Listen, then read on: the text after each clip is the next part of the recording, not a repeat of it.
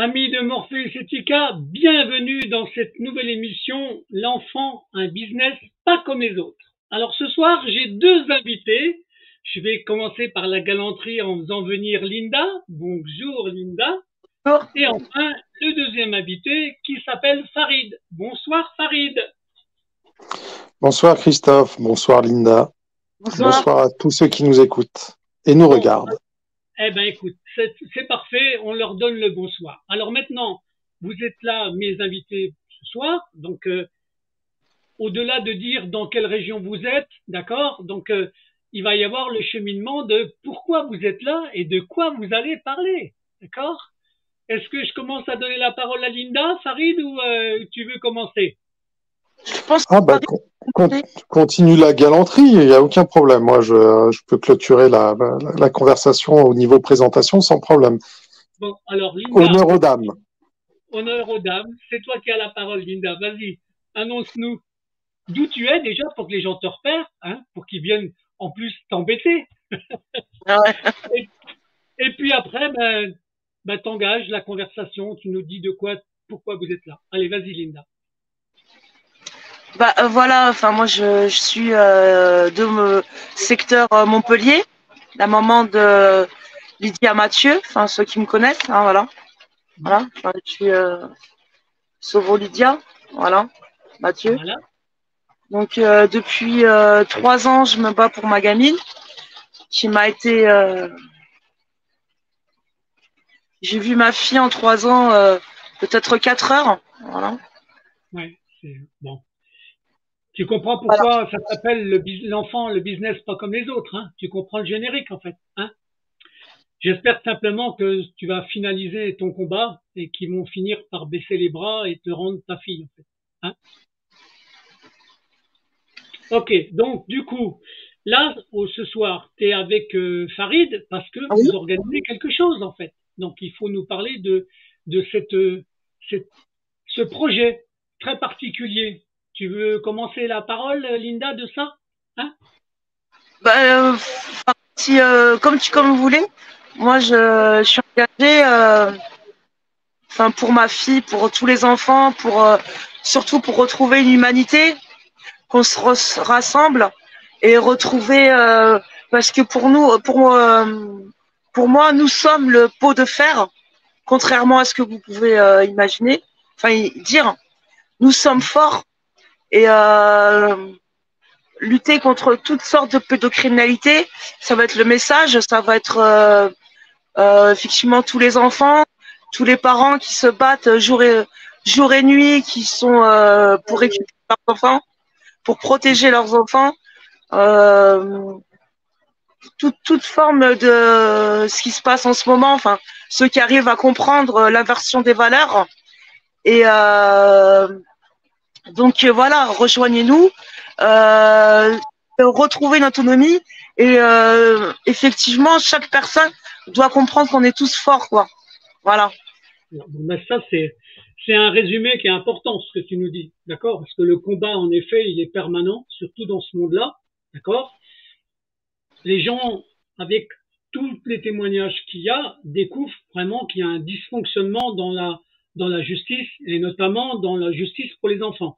Hein, d'accord, on est d'accord sur ça, que il faut rappeler aux gens, et moi c'est moi qui le dis pour pas que vous soyez embêtés, d'accord, c'est que très souvent l'enlèvement d'un enfant repose sur des mensonges des services sociaux, très souvent, Hein, on est d'accord avec ça. Et il faut permettre, grâce à mes contacts avec des avocats, donc tu connais, hein, donc par exemple comme François D'Angléan ou Vanessa Frasson, donc qui sont des avocats qui défendent le monde des enfants, il faut arriver dans les prochains mois à redonner l'autorité de ce qu'on appelle le vrai contradictoire dans la justice des enfants. Parce que pour l'instant, le contradictoire, il n'existe pas et il est bafoué par notamment une chose que tout le monde connaît et je rappelle ici, c'est que dans les rapports sociaux qui sont communiqués aux juges, ben vous en avez jamais, les parents n'en ont jamais la copie, jamais, d'accord?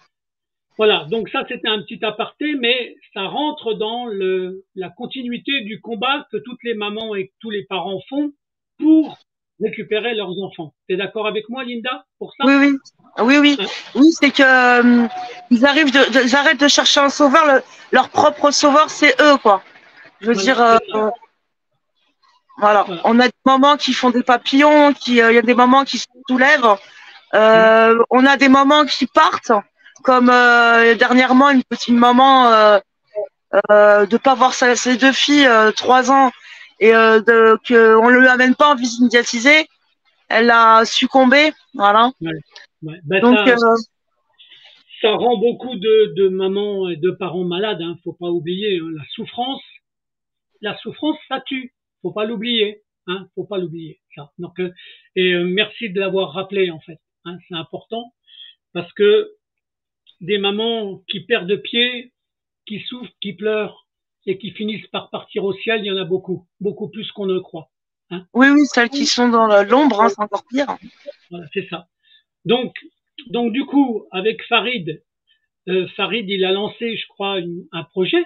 On peut lui demander le projet qu'il a, et maintenant on lui donne un peu la parole pour qu'il nous dise exactement, Farid, quel est le projet que tu as exactement. Je te redonne ton micro peut-être, voilà, si c'est bon. Non, vas-y, vas-y Farid, tu as la parole. Merci bien. Alors, je vais me présenter rapidement. Donc, Farid Damez Deba, je suis militant pour les droits des enfants depuis une quinzaine d'années. En 2008, j'ai rejoint l'ONG marocaine reconnue d'utilité publique qui s'appelle Touche pas à mon enfant en tant que militant. Et en 2016, donc la fondatrice qui est Najat Anouar de Touche pas à mon enfant m'a demandé justement de représenter cette ONG en Europe. Et donc j'ai fondé en 2016 Touche pas à mon enfant Europe.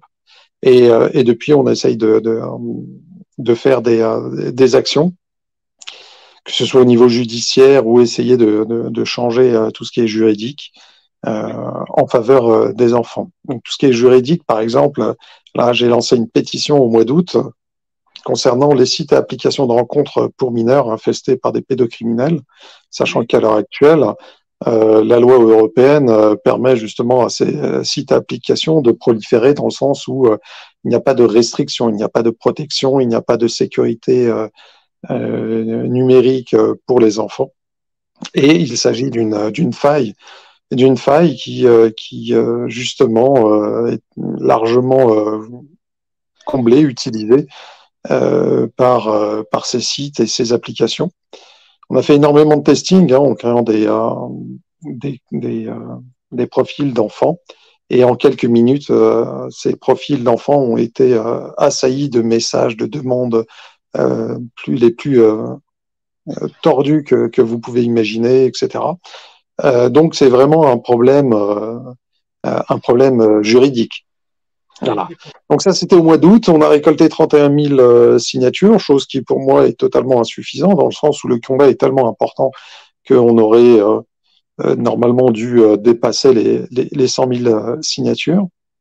À cela tienne, j'avais dans l'idée effectivement de faire cette marche, de créer cette marche il y a de cela plusieurs semaines, tout en sachant que la France a ce joli nom qu'elle n'a pas volé, qui est Pédoland, on le sait tous.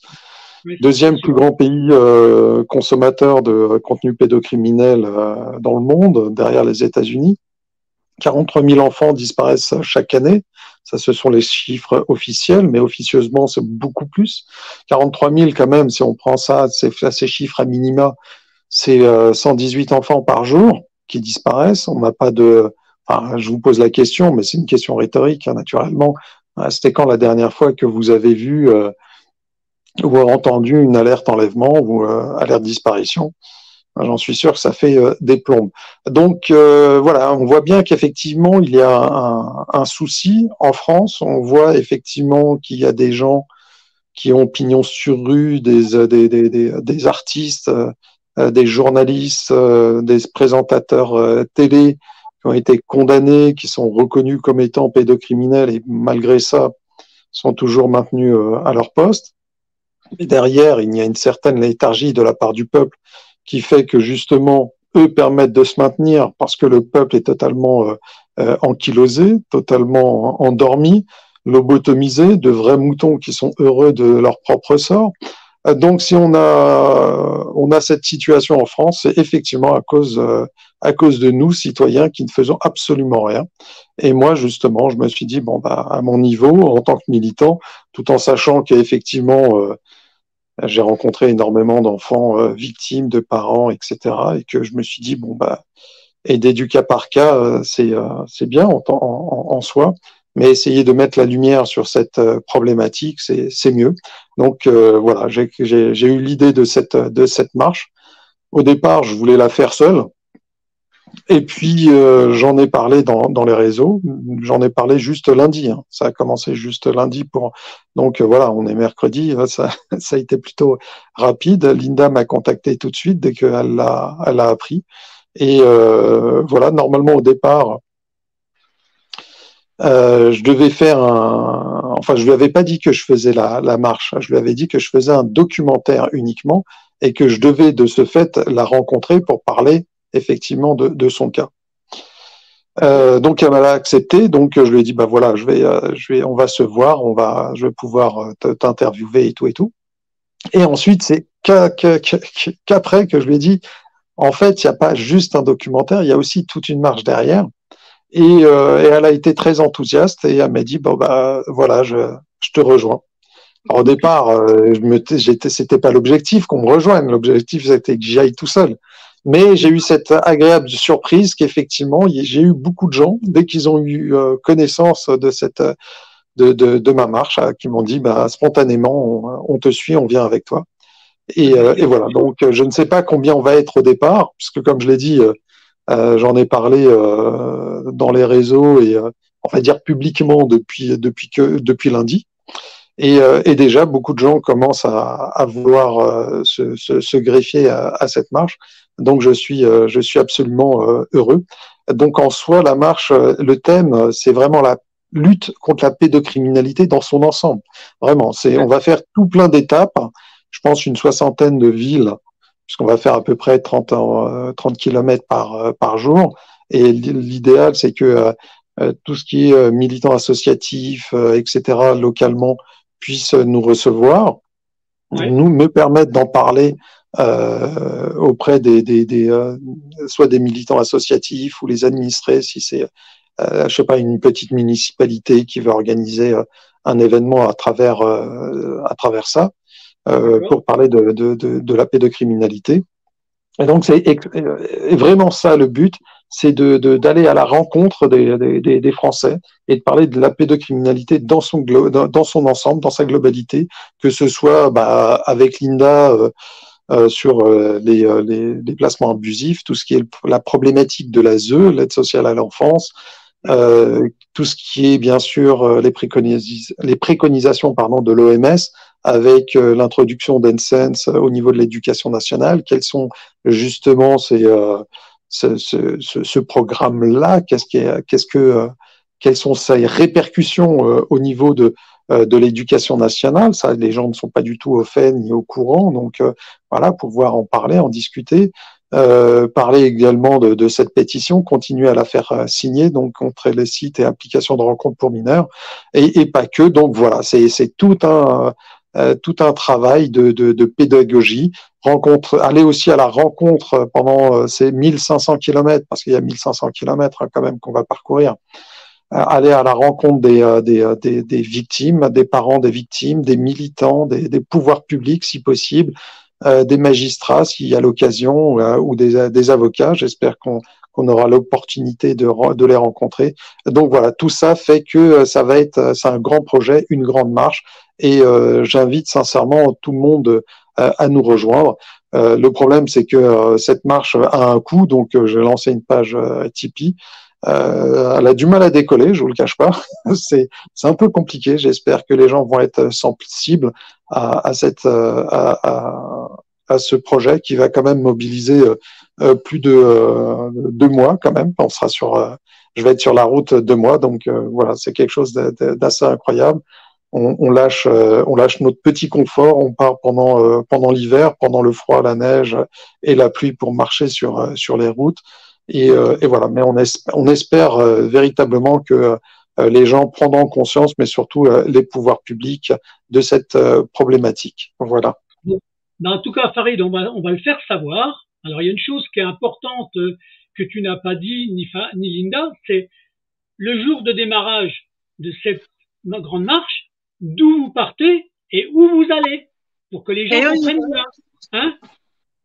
Alors, le départ, c'est le 1er février dans la matinée du domaine DMS de Bas. C'est aux alentours d'Albi, c'est à peu près une 20aine de kilomètres d'Albi. C'est un petit village qui s'appelle Crespinet. Donc, on va partir et pour une marge de presque 30 kilomètres vers la ville d'Alban.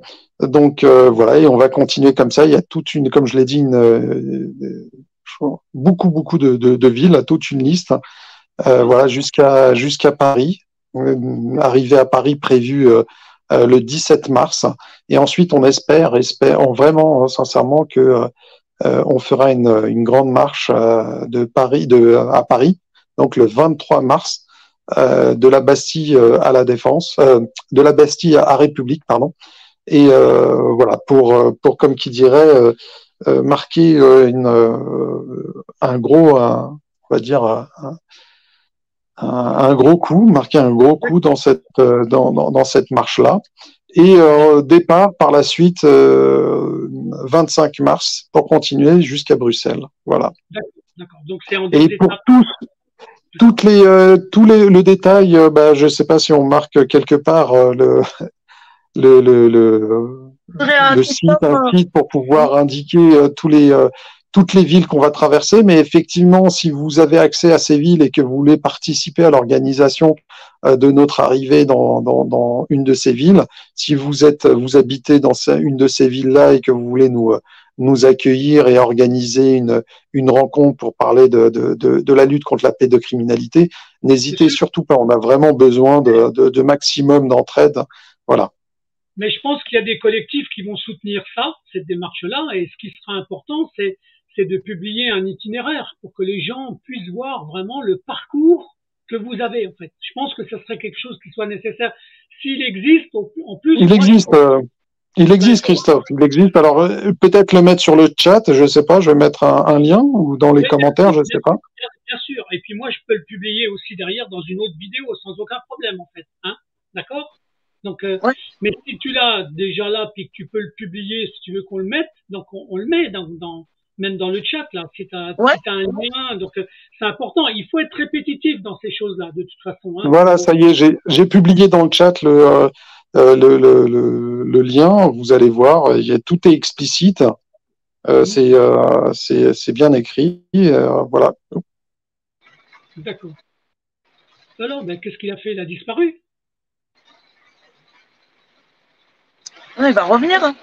Non, j'espère que c'est pas moi qui lui ai coupé la parole quand même. Hein. J'ai voulu voir l'image et j'ai fermé l'image. Attends, annulé.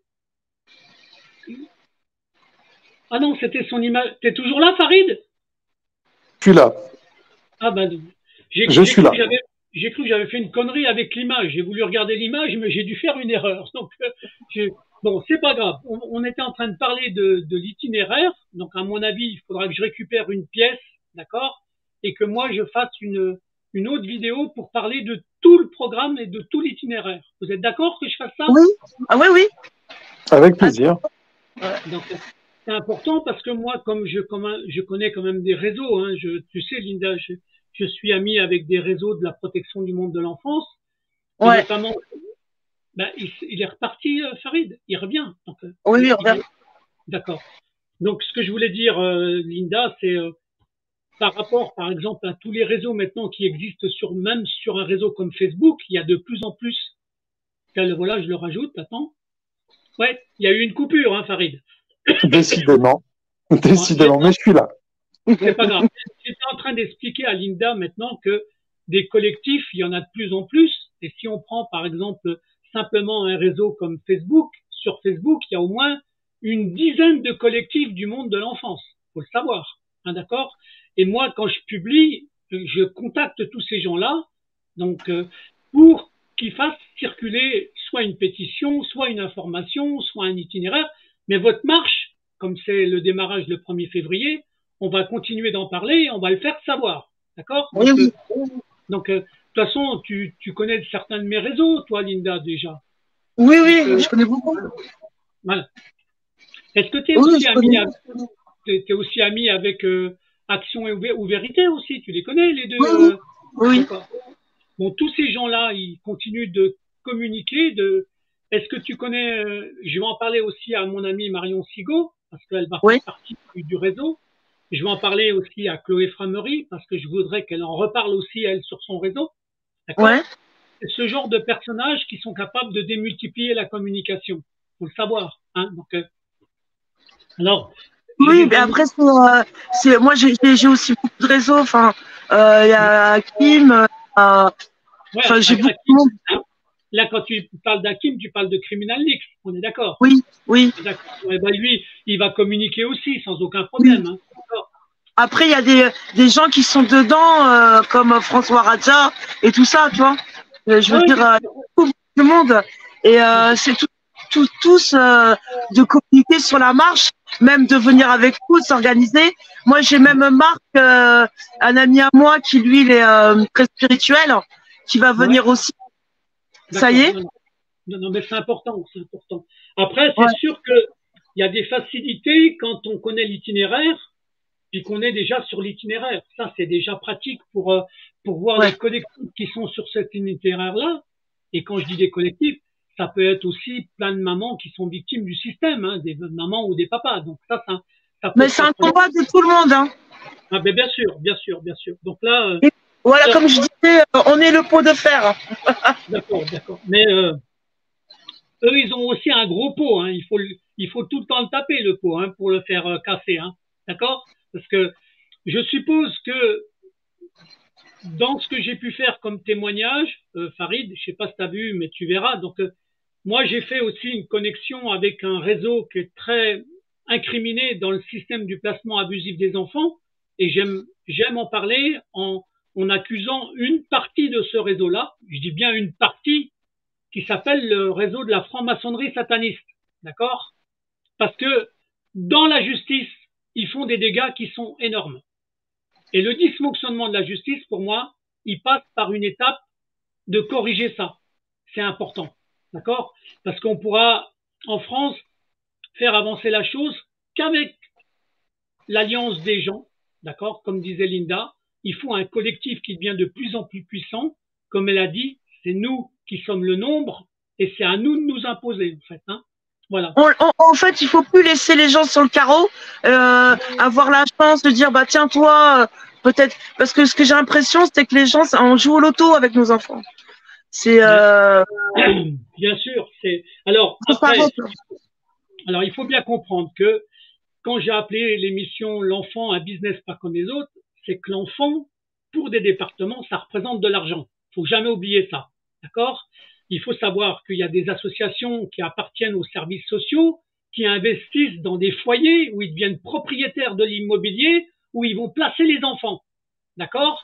Et quand ils créent un bâtiment, c'est pour le remplir, c'est pas pour qu'il soit vide.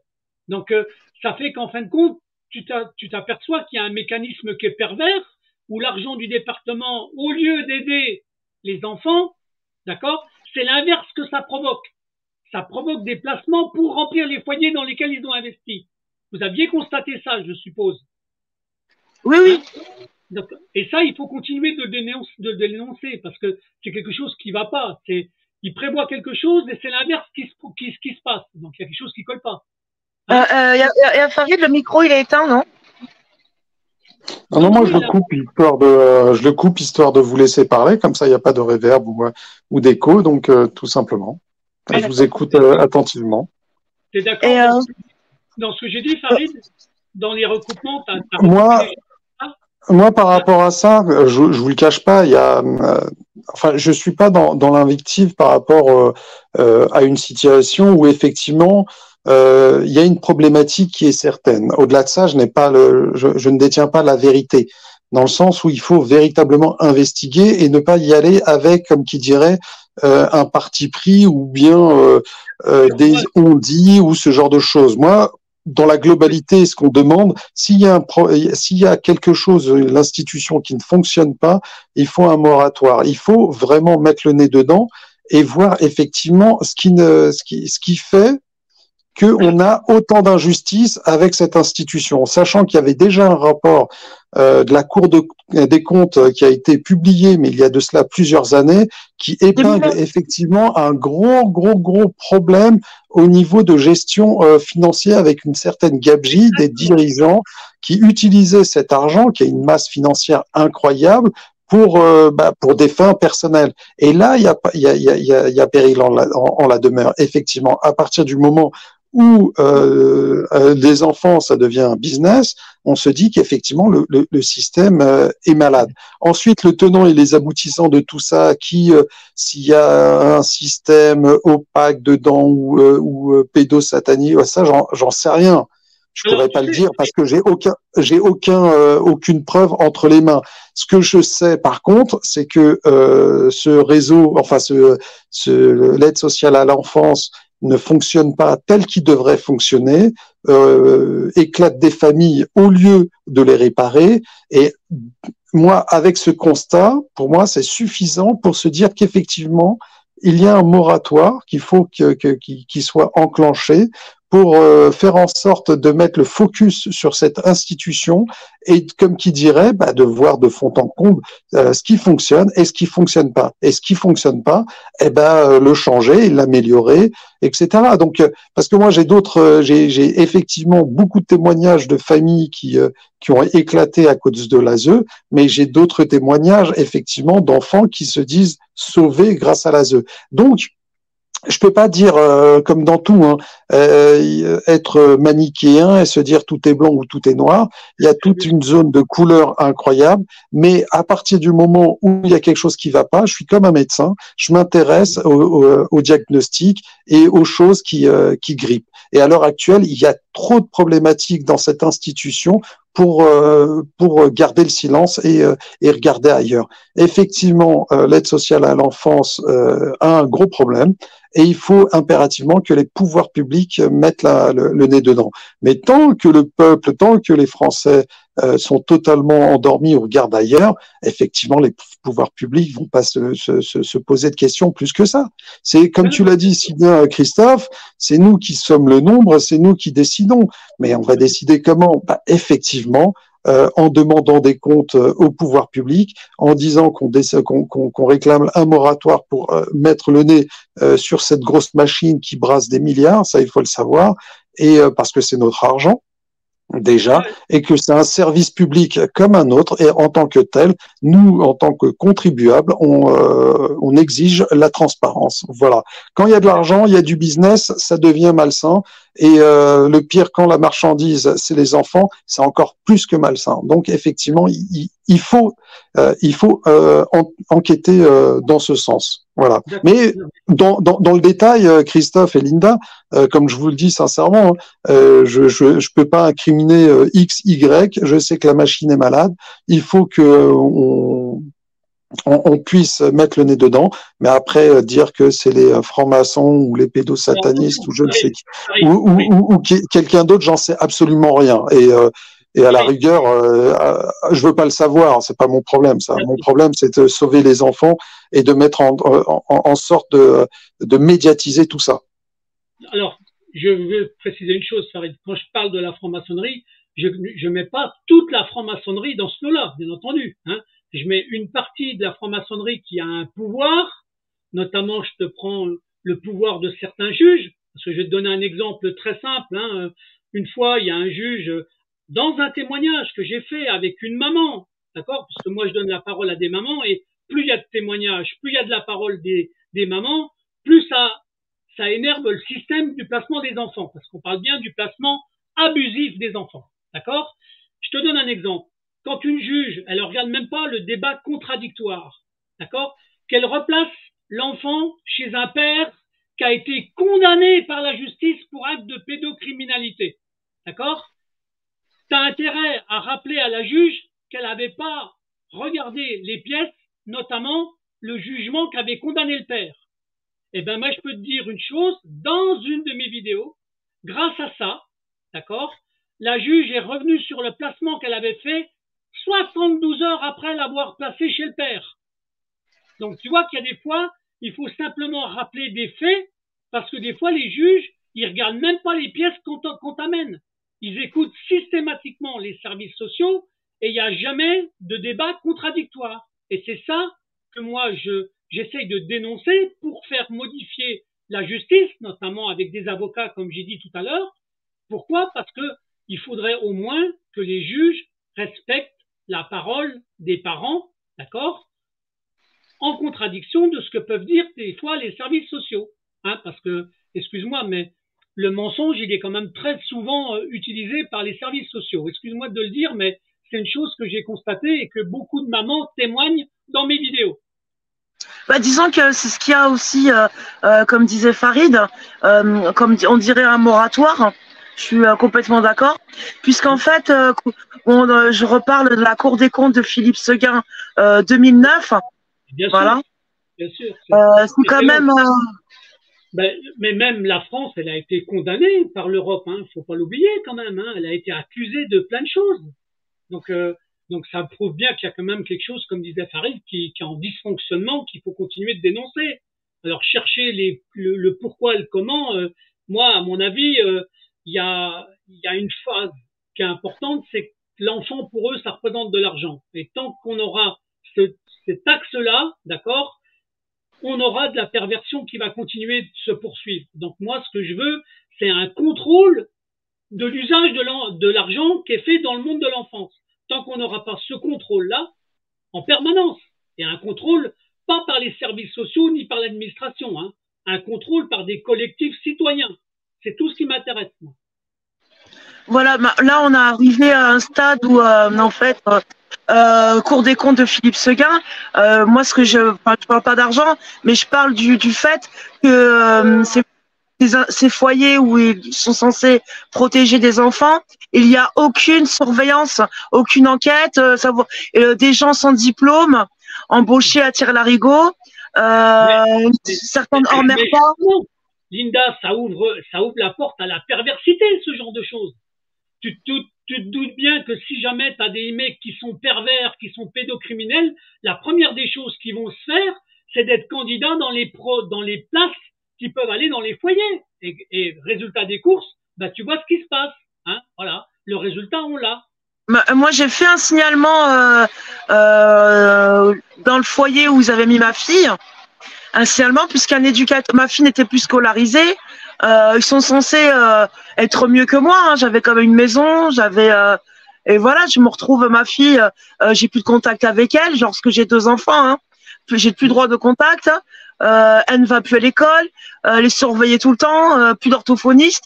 Il la coupe de tout, de tous ces liens qu'il pourrait avoir avec moi, de ses copines, de sa vie, de sa fratrie, quoi. Il la coupe de l'école. Et donc, j'étais très, très, très inquiète. Et il faut savoir que j'ai demandé, j'étais surveillée, comme si c'était moi le problème, quoi. Donc, je restais à côté, et puis j'ai appelé les pompiers pour que, justement, ils voulaient pas me contacter. Qu'est-ce qu'ils font à ma fille? Et en étant à côté, bon, il y avait des gamins, parce que c'est une espèce de bordel, hein, ces foyers. Hein. Des gamins qui allaient voir mon fils et qui lui disaient, ta sœur, ils sont toujours en train de l'entourer, et qui se plaignaient d'un éducateur. Ouais. Et donc, j'allais voir l'école et tout. Je me suis posé des questions sur cet éducateur. Et là, j'apprends que il voit bien que les enfants, ça va pas, qui étaient là. Et puis, ils disent, mais qu'est-ce que vous voulez qu'on fasse? C'est la ZEU. Et l'impuissance. Et donc, j'ai fait un signalement. Parce qu'après, j'ai appris que cet éducateur rentrait dans les douches des filles pendant qu'elles se douchaient. Voilà. Bah oui, mais ça rejoint ce que je t'ai dit. Les pervers, comme on leur donne une place, ils contrôlent même pas ces gens-là. À chaque fois que tu as des gens qui sont pervers, ils vont toujours aller chercher des métiers qui leur permettent d'assouvir leurs fantasmes. Ça me paraît évident. Donc, j'ai fait un signalement avec tous les enfants qui étaient témoins, puisque ma fille était enfermée là-bas. Donc je croyais moi aux institutions. Hein. J'ai cru, enfin voilà. Donc j'ai fait un signalement et avec tous les enfants qui témoignaient et que ma fille qui était séquestrée là-bas. Ça me retournait dessus. Bah oui. Bah voilà, parce que quand t'accuses, c'est toi. Les victimes deviennent coupables. C'est comme ça en France. Mais en fait, il y a la marche, ça va servir aussi de remettre la lumière un peu. Ils sont inversés et de remettre les choses en place. Qu'à un moment donné, ces gens-là, quand tu vas voir un gendarme et puis que ils te disent, je lui dis, c'est grave, il y a des enfants qui témoignent, ma fille est séquestrée, qu'est-ce qui se passe? Et que ce mec-là, il est à rien, que je me suis fait embêter, puis après, ils ont déplacé ma fille, et qu'ensuite, c'est,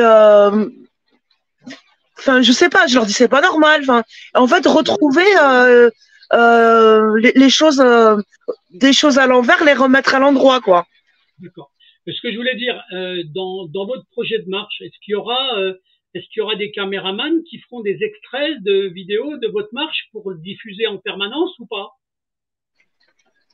Alors, l'idée également de cette marche, effectivement, moi, mon métier, je suis réalisateur, producteur audiovisuel, puisque j'ai déjà réalisé des documentaires sur la pédocriminalité. Et donc, effectivement, j'ai une équipe de tournage qui va me suivre pendant tout le périple. Et à la fin, j'en ferai un documentaire, ou si on a suffisamment de matière, j'en ferai une série documentaire de plusieurs épisodes.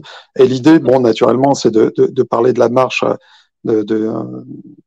de tout ce parcours, on va dire, de cette genèse, mais également, surtout, donner la parole à tous les Français et Françaises ou Françaises et Français, ça serait plus galant, qu'on croisera pendant tout ce périple. Et voilà. Donc Linda devait faire partie de ces Françaises à qui on donne la parole durant tout le périple, mais comme elle sera là dès le départ avec nous, donc voilà, je pense que elle sera dans le cortège et effectivement il y aura cette on va dire particularité de filmer cette marche-là. Mais l'idée, c'est effectivement comme le disait si bien Linda, c'est de mettre le focus sur le problème de la pédocriminalité en France, alors que normalement ça devrait être une cause nationale décrétée par le président. Malheureusement, la situation fait que ce président n'est absolument pas crédible dans la lutte de la pédocriminalité, puisqu'il a été victime, lui, à l'âge de 14 ans, d'un prédateur, enfin d'une prédatrice, pardon, qui en avait 39, presque 40. Donc déjà, en soi, ça devient très ambigu, et on se dit qu'effectivement, nous, en tant que militants associatifs, on se heurte à ce mur des institutions qui sont incarnées par le plus haut sommet de l'État, qui est comme qui dirait la représentation même du prédateur et de sa victime.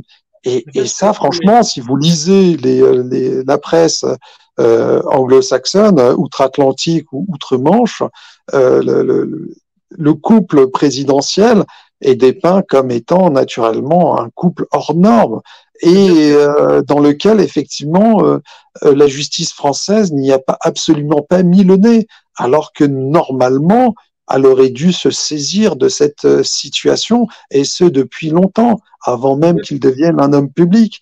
Et ça, c'est pas le cas. Donc ça montre bien le syndrome franco-français de cette maladie, qui est que effectivement la pédocriminalité n'est pas traitée à sa juste valeur, telle qu'elle devrait être traitée. Et on a la banalisation même de la pédocriminalité.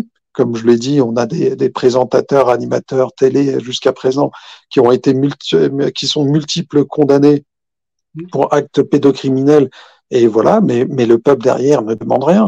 On a des cinéastes qui sont glorifiés, adulés, à qui on donne des prix, qui ont avoué eux-mêmes avoir violé des gamines, les avoir drogués, et ça pose aucun problème. On a un présentateur, enfin ex-député européen, qui disait à la télévision de façon la plus décontractée possible que se faire déshabiller par une gamine de 5 ans, c'est merveilleux.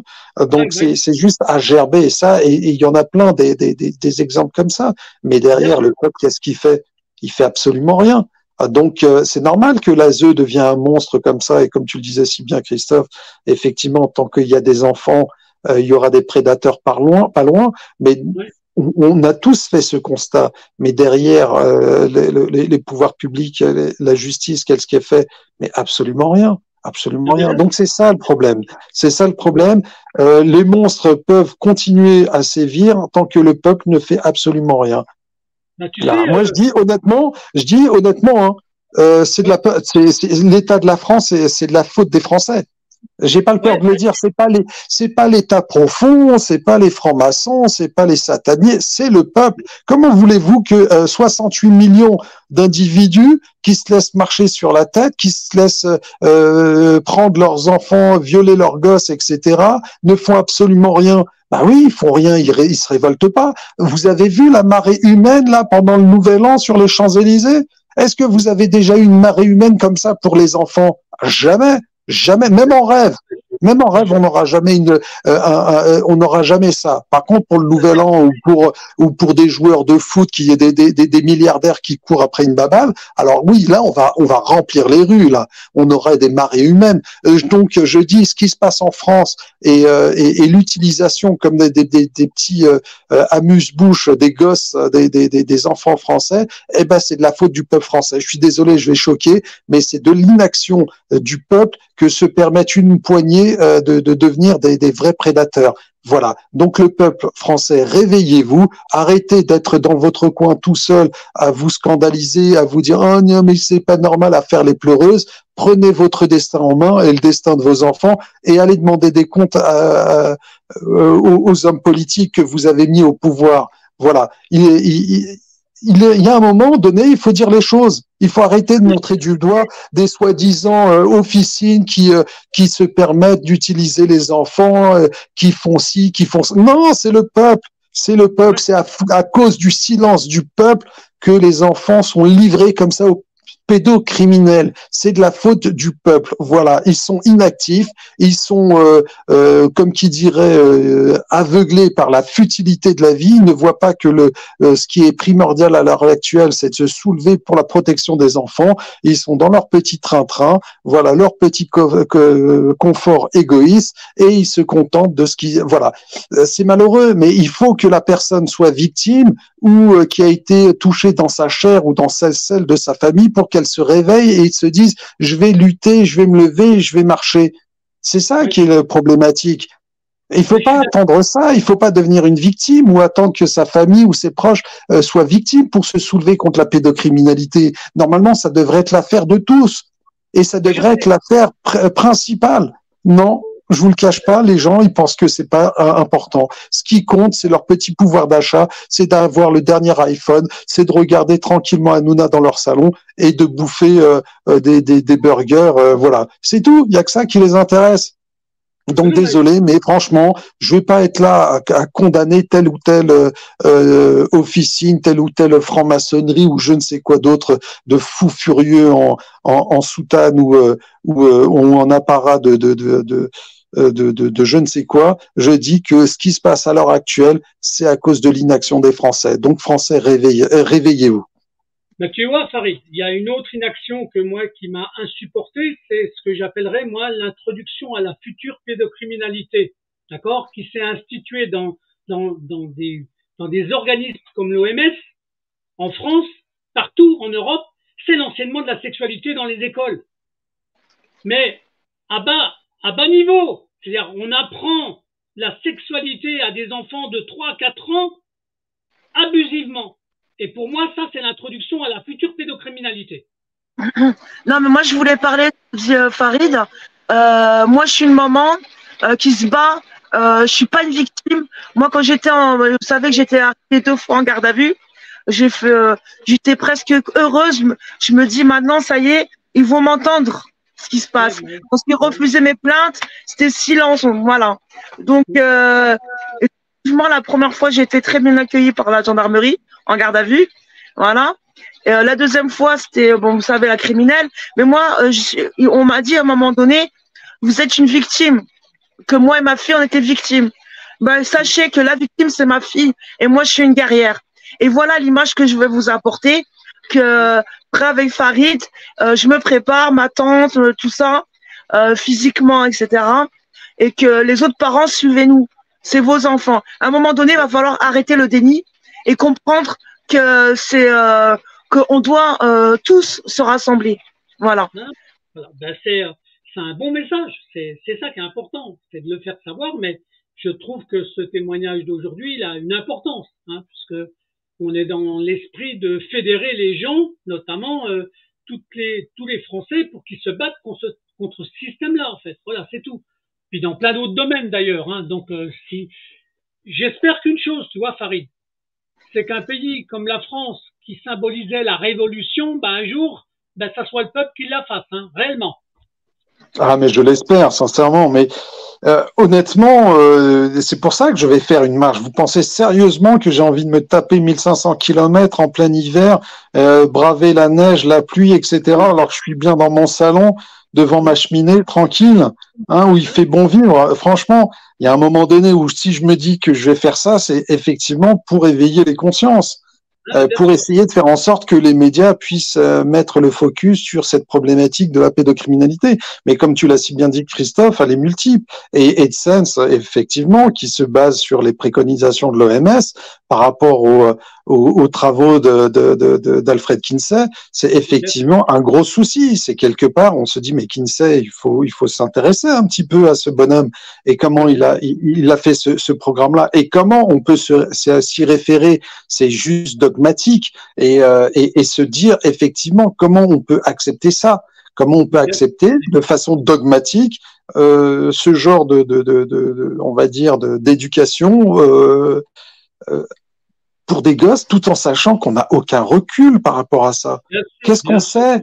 C'est-à-dire, est-ce qu'il y a eu un travail scientifique quantifié sur un panel, je ne sais pas moi, de significatif de 5000 ou 10 000 enfants sur 20 ans, 30 ans, pour voir qu'effectivement l'éducation sexuelle, est-ce que ça a eu un impact positif ou négatif sur leur psyché, sur leur épanouissement? Est-ce que le fait d'éduquer des enfants très très jeunes à la sexualité selon les préconisations de l'OMS, est-ce que ça les permet de devenir des hommes et des femmes meilleurs, beaucoup plus sereins dans leur rapport à leur propre corps et avec celui des autres? Mais on n'en sait absolument rien. Scientifiquement, ça se base sur rien. Moi, demain, il y a quelqu'un qui me dit, Farid,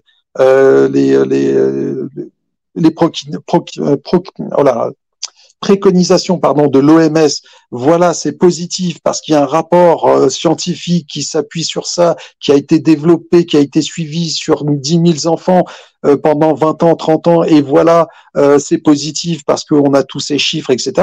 Là, je dis, c'est scientifique, c'est sourcé, je ferme ma bouche. Mais c'est pas le cas. C'est pas le cas, c'est dogmatique, c'est-à-dire que ce sont des gens, ils ont juste une idéologie, et quand l'idéologie prend le pas sur le scientifique, c'est qu'il y a un gros problème, et ça risque d'aller dans le mur, parce qu'à l'heure actuelle, les enfants sont des cobayes. Voilà ce qui se passe. L'éducation sexuelle à l'école, qui, rappelons-le, n'est pas comme qui dirait, de la prévention, n'est pas absolument pas de la prévention telle qu'ils veulent le vendre, c'est de l'éducation à la sexualité. Bah, effectivement, on n'a aucun recul sur ça. On ne sait absolument pas ce que ça va faire sur le développement de l'enfant. Donc, ce n'est que, on va dire, dogmatique. Et ça, c'est très, très, très dangereux. Voilà. Moi, je suis quelqu'un, je veux bien m'appuyer sur des chiffres, sur des études scientifiques, empiriques, etc. Là, c'est pas le cas. Là, c'est des gens, ils ont une idée. C'est un petit peu comme la théorie du genre. C'est des gens qui se sont basés sur rien du tout, mais ils ont dit on a une théorie.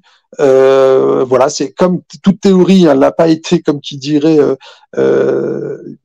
développée scientifiquement, mais juste dans leur imaginaire. Et on a vu qu'en disant, bah, qu'est-ce que ça a fait? Bah, ça fait, y a rien de positif dedans, parce que ça a créé beaucoup plus de misère qu'autre chose.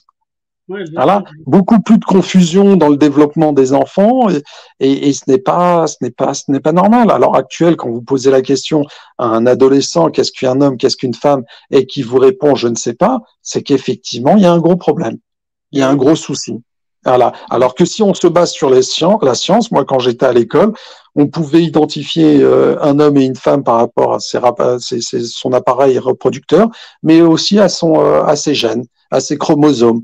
À l'heure actuelle, on pose la question à un enfant, à un adolescent qui est censé avoir étudié ça, il vous répondra, je ne sais pas. On peut être ce qu'on veut, tantôt l'un, tantôt l'autre, tantôt un arc-en-ciel, une licorne ou une libellule. Mais c'est-à-dire qu'une théorie du genre a fait qu'on a créé toute une génération de débiles mentaux.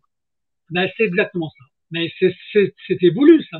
Pour moi, c'est quelque chose qui a été planifié. C'est pas le hasard, hein. Pas du tout, hein. Donc c'est tout ça qu'il faut justement mettre le focus dessus et commencer à en parler, mais de façon dépassionnée, c'est-à-dire que dire aux gens effectivement il y a un problème dans ce pays, il y a des choses sur lesquelles il faut qu'on revienne dessus, notamment la théorie du genre. Il faut qu'on puisse demander des comptes, faire des moratoires sur des institutions qui sont défaillantes. Sur des idées reçues qui ont été, on va dire, poussées au forceps on va dire, dans le subconscient collectif, alors que à l'arrivée, il y a rien qui en découle de positif. Et ça, c'est pas normal. Donc, le but de cette marche, c'est effectivement de mettre tout ça en lumière, et pas que. Et pas que. Eh ben, on va faire connaître cette marche. D'accord. Et on va le faire savoir. Il y aura du monde sur ta route, d'accord. Et je pense même que ce qui est drôle, je pense que par rapport à votre itinéraire, vous allez rencontrer aussi des petits médias alternatifs, tu vois, des gens. Je pense à Criminal Leaks à Lyon, du coup, de ce côté-là, ou des gens comme Éric Boutarin sur la route. Donc ces gens-là, ils vont faire des reportages. Et il y en aura même beaucoup plus qu'on ne le pense, qui feront des images. Et ça, c'est une manière de faire connaître la chose, en fait. Oui, puis les gens... Même si les gens qui regardent la liste et qu'ils voient qu'on passe à côté de leur ville ou dans leur ville, qui n'hésitent pas à organiser des rencontres, hein, qui nous aident, qui puissent nous héberger aussi, parce que je pense que ça serait bien de pouvoir héberger les marcheurs, leur permettre d'être beaucoup plus confortables que sous une tente. Donc voilà. Et puis aussi, s'il y a possibilité, là, je demande vraiment à la solidarité de tout le monde et de ceux qui nous écoutent, de pouvoir nous aider via cette cagnotte Tipeee, parce que je vous le cache pas que 60 jours de périple, on a besoin d'une assistante médicale qui sera justement dans le camping-car qu'on a envie de louer. Donc voilà, il nous faut cette cellule-là qui puisse suivre tout l'itinéraire, plus les frais d'essence pour le camping-car, nourriture, le cas échéant de location de salle pour les rencontres, pas toutes, hein, mais celles vraiment indispensables. Voilà, oui. Plus les imprévus. Donc, s'ils peuvent contribuer, si quelqu'un met juste quelques euros, si on est plusieurs, on va dire, réussir à faire aboutir cette cagnotte. Donc vraiment, là, je compte sur le maximum d'entre vous, de tous ceux qui nous écoutent, de pouvoir nous aider à accomplir notre mission. Donnez-nous de la force pour pouvoir avancer et faire en sorte de mettre en lumière toute cette problématique, parce que il y en a marre que la France soit pédolande, il y en a marre qu'il y ait autant d'impunité dans tout ce qui est, enfin tout ce genre de crimes. Enfin, ce sont des enfants qui sont brisés à vie, ce sont des familles qui sont éclatées. Ça suffit, quoi. Il y a un moment donné, il faut qu'on arrête de regarder son nombril et de se dire, nous en tant qu'être humain, est-ce qu'on peut, il est temps, qu'est-ce qu'on va faire, qu'est-ce qu'on va laisser comme héritage? Et notre héritage, c'est nos enfants. Voilà. Donc j'appelle tout à chacun, même ceux qui sont pas parents, hein, aidez-nous à accomplir notre mission. Voilà. Merci. Bon, en tout cas, ça reste un bon message, hein, Linda, un bon témoignage. On va mettre un terme à cet entretien parce qu'on arrive au bout quand même. Là, donc on a dit l'essentiel. Mais si on doit refaire un autre épisode dans les prochaines semaines, avant même la marche, surtout vous me le dites et on rebalance cette fois avec l'itinéraire, avec les villes qui sont. Ouais. Donc, Bon, on peut refaire ça, ouais. Moi, je pourrais même, si jamais Farid et voilà, parce que moi, je voulais expliquer aux gens, ça va faire un impact énorme. Parce qu'en fait, il faut expliquer qu'il y aura des affiches, pourquoi on marche. Moi, je suis en train de mettre ma photo de ma fille sur mon manteau. Donc, les gens, ils vont être impactés, forcément. Ils vont s'arrêter. Mais je pense qu'on fera peut-être un épisode avant votre marche. Hein, si vous êtes d'accord, Farid. Histoire de recommuniquer une fois, mais cette fois, on parlera de toutes les villes qui sont traversées, on parlera des collectifs qui ont été contactés et on fera peut-être un nouveau maillon parce qu'il ne faut pas avoir peur de le redire et de le répéter. D'accord? Avec grand plaisir, avec grand plaisir. Et tous ceux qui nous écoutent, n'hésitez pas à nous contacter. Voilà, on est. Enfin moi, n'hésitez pas à me contacter. Je réponds à tout le monde. Il y a pas de souci. Est-ce que tu m'autorises à partager sur mon Facebook ton lien Tipeee? Oui, bien sûr, avec grand plaisir. Au contraire, il y a tout le détail de la marche. Il y a toutes les villes qu'on va traverser jusqu'à Paris. L'itinéraire de Paris à Bruxelles n'est pas encore fait, mais bon, on a le temps. Ça sera fin mars. Mais toutes les villes jusqu'à Paris sont déjà détaillées avec les dates et le nombre de kilomètres qu'on va marcher par jour. Donc même ceux qui veulent nous rejoindre la marche, vous n'êtes pas obligé de le faire dès le début. Hein. Vous pouvez nous rejoindre en cours de route. Vous pouvez nous joindre uniquement pour une journée, c'est-à-dire 20 km, 25, 30 km. Voilà, sur une entre deux villes, enfin dans un parcours, il n'y a aucun problème. Vous pouvez nous rejoindre. Voilà, donc soyez là, donnez-nous de la force. Voilà, donc il y a tout dans la cagnotte Tipeee d'explicatif. Vous allez voir effectivement aussi qui je suis. Vous allez voir ce que j'ai pu faire en tant que militant, voilà, associatif dans la lutte contre la pédocriminalité. Également mes interviews avec Carl Zero, documentaire. Voilà, il y a tout plein d'informations concernant la lutte. Et effectivement, il y a toutes les villes. Donc, n'hésitez pas à aller regarder les villes, à aller checker. Et si vous voulez nous aider, par exemple, on va traverser une de vos villes et que vous voulez nous aider en nous accueillant dans votre ville, en organisant une rencontre dès notre arrivée chez vous avec les gens de votre association ou de votre ville, n'hésitez pas, faites-le, organisez-le. Et nous, je serais ravi d'être là avec vous et de parler de pédocriminalité. Voilà. Merci en tout cas Christophe, merci Linda, et n'hésitez pas, donnez-nous de la force pour mettre en lumière la lutte contre la pédocriminalité. Merci à tous. Je voulais juste dire, il y a des gens qui investissent. Hein. Il y a déjà des gens, moi je n'arrête pas au téléphone, déjà des gens qui regardent nos itinéraires, qui s'appellent entre eux. Il y a des jeunes, c'est énorme. C'est énorme. Alors continuez, s'il vous plaît. D'accord. Il y a déjà une effervescence et c'est très bon. Je vous salue, je vous dis bonsoir et bonsoir. on se donne rendez-vous avant la fin du mois pour un autre épisode. D'accord? D'accord, d'accord. Merci Christophe, merci Linda, à très bientôt les amis. À bientôt. Au revoir. Merci.